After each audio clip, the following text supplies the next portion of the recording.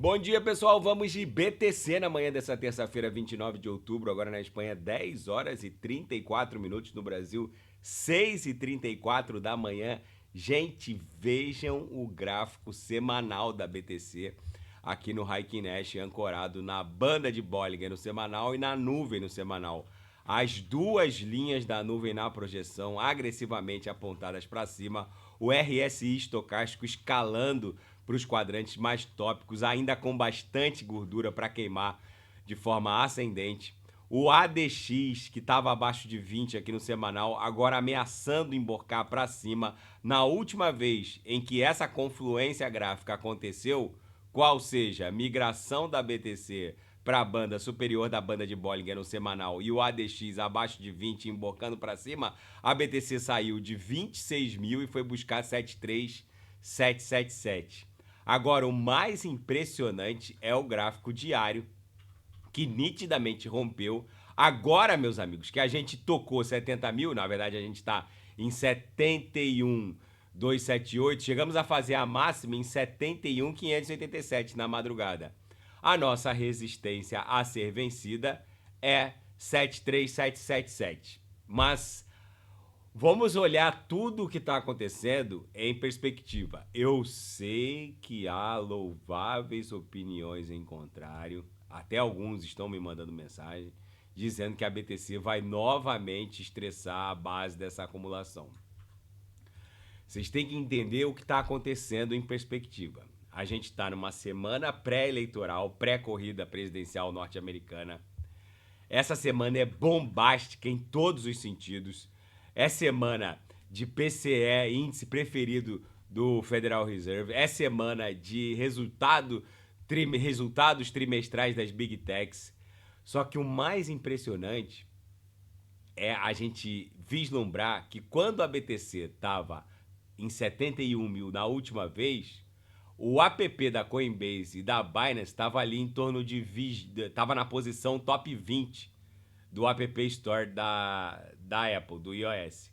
Agora a BTC novamente está a 71 mil dólares, mas o app da Coinbase e da Binance está ali em 482. O que eu quero dizer com isso? O varejão não chegou. Apesar desse número impressionante, 71.290, o varejão está muito desconfiado. Vou até dar o refresh aqui no índice do medo e da ganância, só pra gente ver a quantas anda. Agora que tá indo pra ganância, gente. Até ontem até na madrugada de anteontem pra ontem, a gente estava na neutralidade. O que vai acontecer agora? A BTC vai claramente subir desabando, fazendo aquelas agulhadinhas até o patamar de 73,777, que seria o topo do nosso mastro e seria o patamar a ser rompido. Vai ficar ameaçando perder 70 mil toda hora, mas em algum momento vai romper esse topo aqui em 73,777.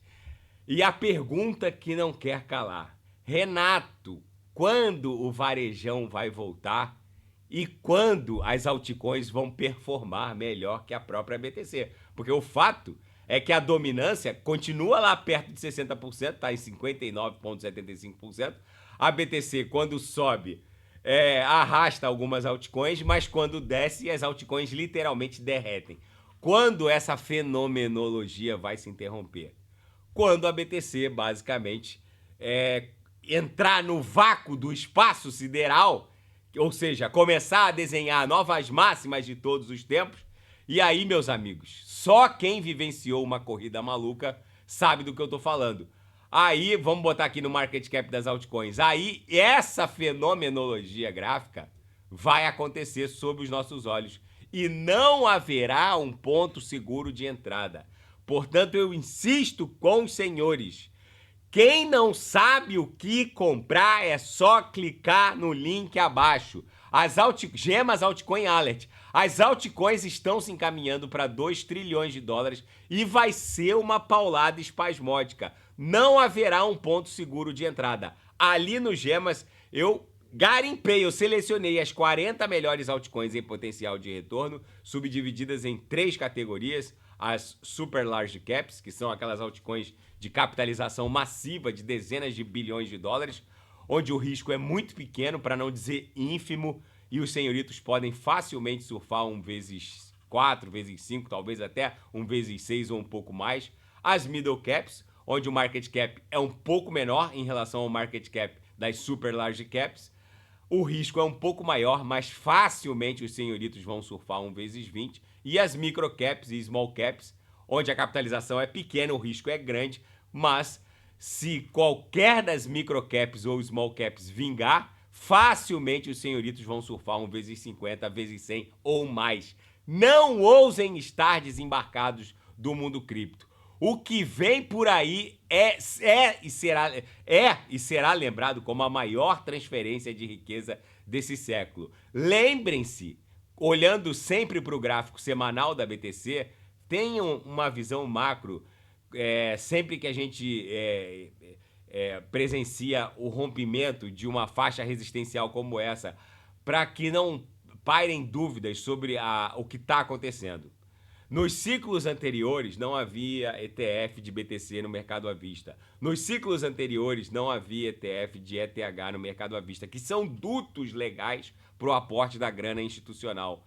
Nos ciclos anteriores não havia flexibilização macroeconômica chinesa, da zona do euro e americana de forma conjugada. Nos ciclos anteriores não havia essa insanidade em termos de embrulho de divisas fiat soberanas, que está indo para mais de $500 trilhão, que são as stablecoins que estão inundando de liquidez os protocolos de finanças descentralizadas, que por sua vez vão inundar de liquidez o market cap das altcoins. Nos ciclos anteriores não havia um build da BlackRock que está tokenizando o mercado obrigacionista norte-americano. Nos ciclos anteriores não havia tokenização de ativos do mundo TradeFi. Ações da Apple, Nvidia, Microsoft já rodam como tokens ERC20 na rede Ethereum. Nos ciclos anteriores não havia tokenização de ativos do mundo real. Nesse momento em que eu vos falo, os veículos que circulam no estado de Nova York estão se transformando em NFTs rodando na rede Avalanche. Tudo isso vai virar um coquetel, um explosivo em direção ao market cap para as altcoins de pelo menos $8 trilhões. Aqui é o alvo para o Total 2, que mede a totalidade do market cap do mundo cripto com exclusão da BTC. Aqui é o alvo. A gente facilmente vai buscar algo entre 7, 8, talvez 9 trilhões de dólares. Quem assina os gemas sabe do que eu estou falando. A gente vai começar o desembarque juntos quando o sinal de topo o primeiro sinal de topo for revelado. Qualquer altcoin que bater 40 vezes, a gente já vai pulando fora. Vai ser uma insanidade. E outra, não tenham medo de apertar o gatilho na hora o gatilho de venda na hora do desembarque, porque é preciso desembarcar, porque muitas altcoins vão corrigir mais de 80%. Na seara fática, Bitcoin se dirige para uma tempestade perfeita a favor da expansão do seu market cap. Gente, uma convergência de fatores: incerteza eleitoral, narrativa Trump crypto-friendly, a sazonalidade favorável de um quarto trimestre, que historicamente, num ano de halving, oferta um quarto trimestre explosivo. Tudo isso é uma tempestade, é uma combinação de fatores uma combinação perfeita para levar a BTC para novos máximos históricos. Retiradas de ETH das CeFIs explodem. Nos últimos 7 dias, $750 milhões, ou 0,75 bi, foram sacados das CeFIs em ETH. Talvez, para aqueles que estejam aguardando uma reação mais positiva do gráfico da ETH, vou até botar o gráfico da ETH aqui, para os senhores perceberem que essa canaleta virtual de alta aqui para ETH, esse balezão Bolshoi aqui, já se iniciou. Na minha leitura, a ETH vai iniciar essa pernada que vai levá-la para $5 mil. É a Ethereum que dá start a uma verdadeira temporada de altcoins. Eu sei que tem gente dizendo que a ETH morreu. As pessoas que falam isso não têm a menor noção de como funciona uma solução de camada 2, um roll-up. Um roll-up nada mais do que um smart contract que controla uma cadeia paralela e que cunha em blocos as transações da camada 2 na camada mãe. Um roll-up um roll-up como a Arbitrum gasta centenas de milhares de dólares por dia em gás da rede ETH, da rede mãe, para cunhar em bloco as transações da camada 2. A profusão de roll-ups que está acontecendo, em algum momento vai fazer refletir essa demanda de Ether na cadeia mãe. As pessoas estão subestimando, muitas nem entendem como funciona uma solução de camada 2, mas eu volto a insistir. Aqueles que falam que a ETH morreu, ou chegaram ontem no mundo cripto, ou não entendem nada de solução de camada 2. Ainda nos fatos, o projeto criptográfico da família Trump, a WLF, World Liberty Finance, planeja lançar uma stablecoin. Gente, parece até um sonho de verão, né? Um candidato à corrida presidencial norte-americana com seríssimas chances de vitória está diretamente envolvido num projeto de finanças descentralizadas que agora planeja lançar uma stablecoin. Meus amigos, o sujeito para estar fora do mundo cripto, diante de toda essa bizarrice, uma das big techs mais poderosas, a Microsoft, vai votar nas próximas horas a exposição ao Bitcoin, a revelia do conselho, porque a gente sabe que as big techs, elas têm um problema com a Web3. O tráfego de dados e riquezas hoje, basicamente, se desdobra nas redes por meio de forças computacionais centralizadas, como um iOS, um App Store da Apple, ou um Microsoft Store do Windows, ou mesmo um Google Play Store da Alphabet Google. Só que a expansão da Web3, hoje, neste exato momento, 29 de outubro de 2024, já circulam mais o USDC, Dollar Circle, e o USDT, Dollar Tether, na Web3 do que via Mastercard e Visa somados. Eu vou repetir para que os minerais entendam de uma vez por todas, e com uma britadeira abrindo a cabeça deles, que dados e riquezas estão migrando o seu tráfego pesado da Web 2, que se dá por meio de forças computacionais centralizadas, para a Web 3. Só que vai acontecer uma simbiose muito em breve. A Assembleia de Acionistas da Microsoft vai votar a revelia do conselho. O conselho da Microsoft não queria autorizar essa votação porque eles são contra.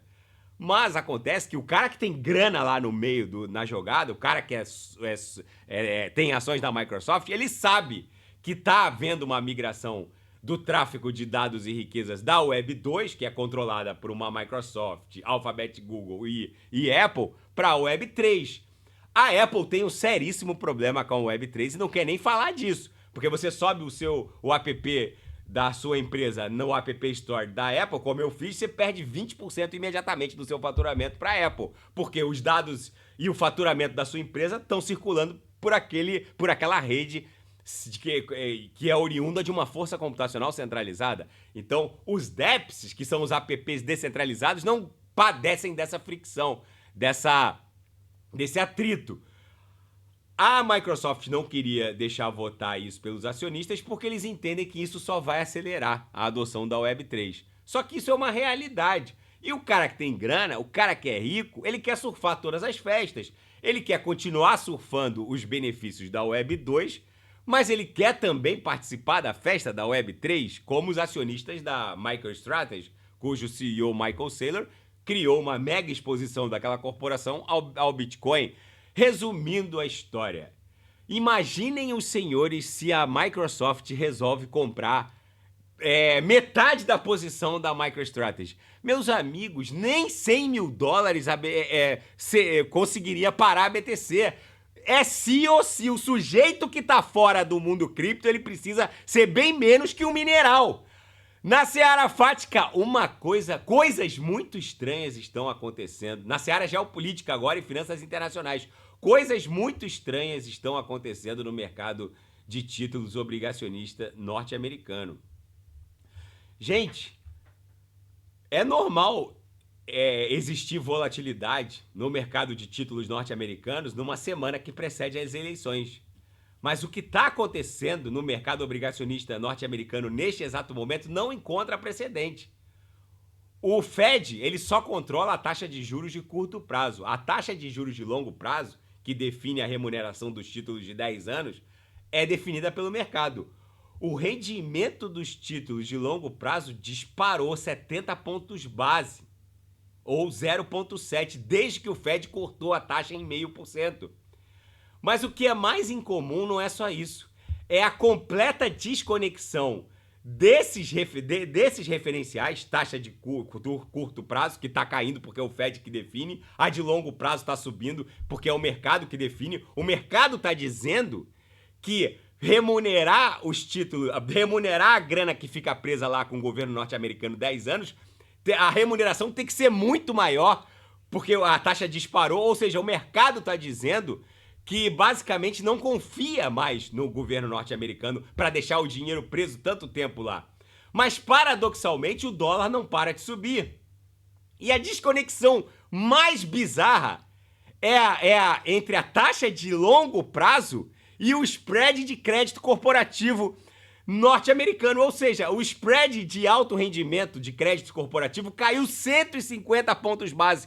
Ou seja, em outras palavras, caiu 1,5%. Em outras palavras, o mercado está dizendo que prefere emprestar para empresas, para corporações empresariais, do que emprestar para o governo, deixando o dinheiro preso 10 anos. Resumindo essa reportagem, com o dólar subindo, uma coisa é certa, o dinheiro não está saindo dos Estados Unidos e não está se desdolarizando. Só que com o spread do crédito corporativo disparando e a taxa de juros de longo prazo, o spread do crédito corporativo caindo e a taxa de juros de longo prazo disparando, o mercado está dizendo basicamente o seguinte: eu prefiro emprestar para empresas do que emprestar para o governo. Agora, a pergunta que não quer calar: com o dólar subindo de forma insana, para quem não sabe, vou até botar o gráfico aqui do DXY, o dólar, nos últimos 20 dias, basicamente subiu 5%.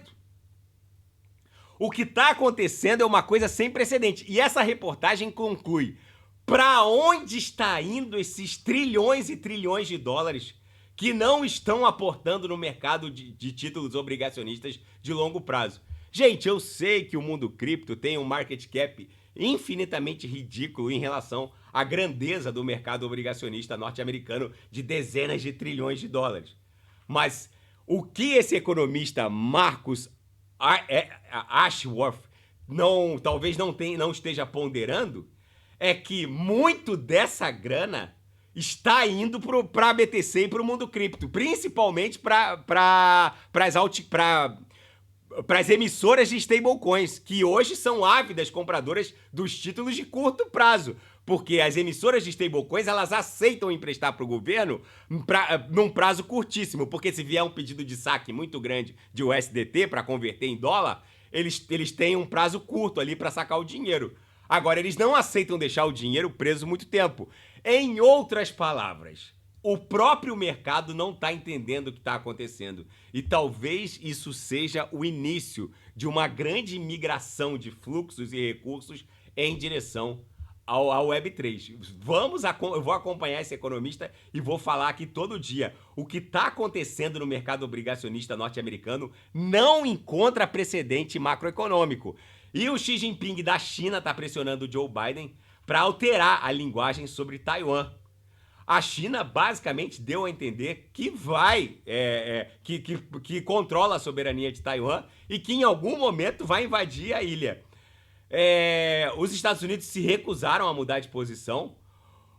A China queria que os Estados Unidos dissessem expressamente: nós nos opomos à independência de Taiwan. O Joe Biden disse que isso é inaceitável, eles nunca vão apoiar essa vontade ou ambição chinesa sobre Taiwan. Mas enfim, vamos ver como essa história vai se desdobrar. A China dificilmente toma uma posição tão ostensiva e expressa nesse sentido do ponto de vista diplomático, mas agora essa ambição tá muito clara. Em algum momento, né, nos próximos meses, a China vai aprontar alguma coisa sobre Taiwan. E quem é o Sheikh Naim Qassem, o novo líder do Hezbollah? Ele foi eleito na última semana. Qassem disse que o conflito entre ele acabou dando uma entrevista num local secreto após a morte do Nasrallah pelas forças israelis. Ele disse que o conflito entre Hezbollah e Israel é uma guerra sobre quem choraria primeiro. Ele disse que o Hezbollah não vai chorar primeiro. Ele disse que as capacidades do grupo ainda estariam intactas, apesar dos dolorosos e duros golpes de Israel. Enfim, gente, esse conflito entre Israel e o Hezbollah no Líbano deve continuar, deve durar bastante tempo. Nesse sentido, o mundo está virado numa hecatombe nuclear. A ABTC claramente aqui rompeu no diário e travou aqui no gráfico ancorado pela banda de Bollinger fracionada na FIBO em torno de 71 mil. A gente nitidamente está sentindo o peso resistencial de 71. Aqui no 6 horas a gente começou a formar topos descendentes. É bem provável que a BTC fique namorando aqui no diário o patamar de 70, 71, talvez 72, para em algum momento explodir em direção ao vácuo do espaço sideral e buscar a nova faixa de justiça do preço para cima. Eu insisto com os senhores, quem não sabe o que comprar é só clicar no link abaixo. É uma absoluta insanidade os senhoritos estarem desembarcados do mundo cripto. Daqui a pouco eu volto com a Avax, Solana, Polkadot, Kusama, e quem quiser sugerir é só colocar nas mensagens abaixo. Grande abraço, até daqui a pouco.